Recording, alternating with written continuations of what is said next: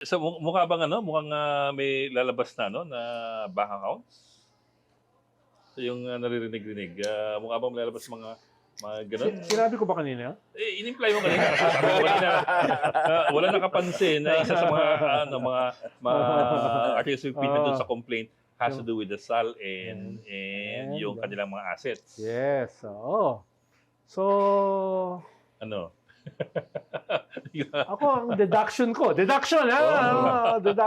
ay Guess. yes, may Yes, mga oh. bagong lalabas na hinihingi ng NUP na bagong ebidensya. Oh. Kaya nga nag-backpedal na yung NUP, di ba? Kanya-kanya na daw pagpapasya ng mga miyembro nila. Conscience vote na raw, di ba? Anong tawag doon?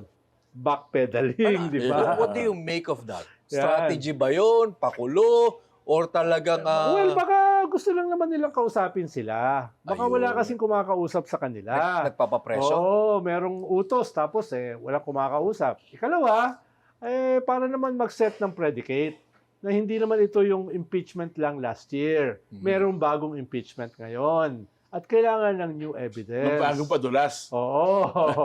Ikaw naman, masyado ka naman cynical eh. Ako, sabi ko nga, new evidence eh. Hindi, Oo. may padulas. Kailangan. Oo, yan. Oo. Pero ikatlo, parang hindi naman ganun karami ang nagpapasya sa NUP. Isa lang.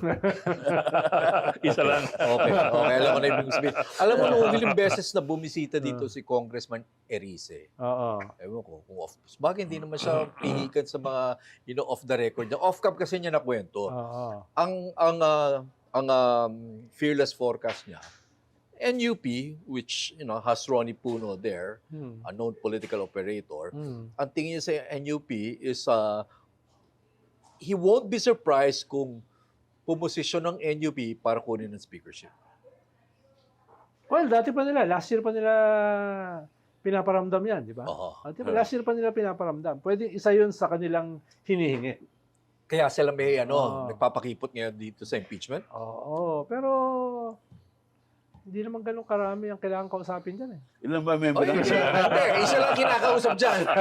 Wala ko sinabing ganun. Sabi ko lang naman na. Ilan ba hindi member ganun ng karami. NUP? 40 plus yata yan. 42 daw, sabi ni Marian. 40. Pero 42. solid yan, no? Oo. That's a 42 that's solid. May isang kumpas yan. Oh, isang Tapos kumpas. siyempre, yung iba, papanoorin sila. Paano sila boboto? Kasama si ano dyan eh. Ha? Si Barsaga. Dati. Wala na. Dati.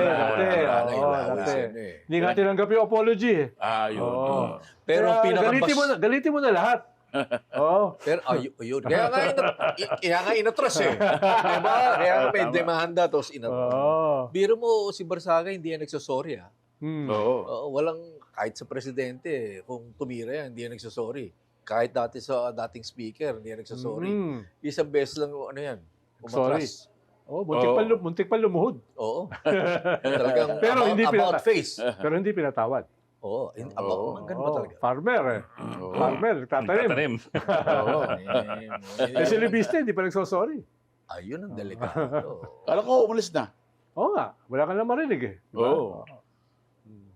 Pero balik ko doon sa... Arguably, itong isang nagkukumpas ito, no? In some ways, you could say he's probably the most powerful right now. Outside of Wala the ko sinasabi. presidency. Wala ko sinasabi.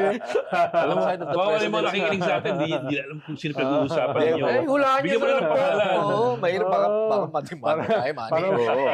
Parang Baltimore eh. Kawawa No? naman yung He nakikinig who sa atin. cannot be named. Yan. Pero wala kasi daw sa Meron bulong to. yun eh.